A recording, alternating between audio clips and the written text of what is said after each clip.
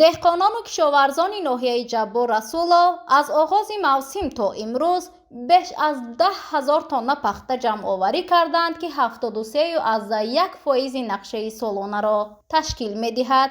ساکنان ناحیه تلاش دارند تا آخر موسم نقشه را پوره اجرا کنند. حالا از مردم عادی تا کارمندان طب و معارف و کسب و کار گوناگون برای کمک به مرد دهقان کمری همت بستند. تهمینه رضایی و دیرکتور کودکستان رقم 11 گفت روزهای استراحتی نه تنها خودی او بلکه اهل عائله اش نیز به پخته چینی می برایند.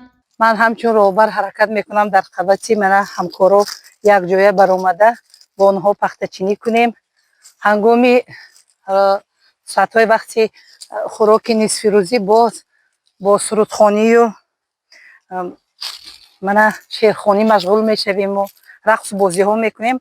در درون صحرا بسیار هم استراحت خوب میبینیم، هم پخته میچینیم، هم دم میگیریم، هم یک فایده بابدی دارم به دولت عزیزمون میرسد. وقتی به جماعت دهاتی غولک انداز رفتیم 50-60 نفر چینکچیان سرگرم کار بودند که بیشتری آنها کارمندان ساحه معارفند. یکی از آنها سعادت خدای بردی و آموزگار مکتب رقم 16 ناحیه است. هم صحبت ما گفت روزهای کاری پوره در مکتب است و روزهای یکشنبه به کارهای صحرایی می براید تا در ساحه کشاورزی سهم خود را گذارد.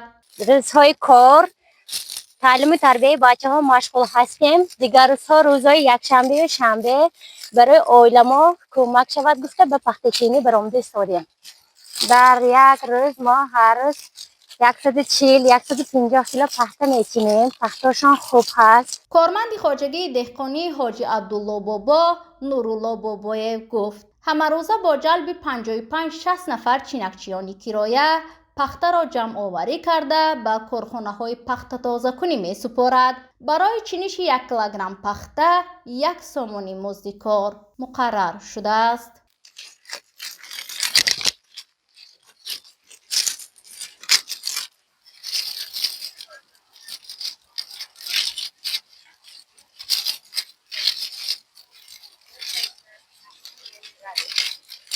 امروزها در تمام شهر و نواحی پخته‌کاری ولایت چینش طلای سفید با مرام ادامه دارد.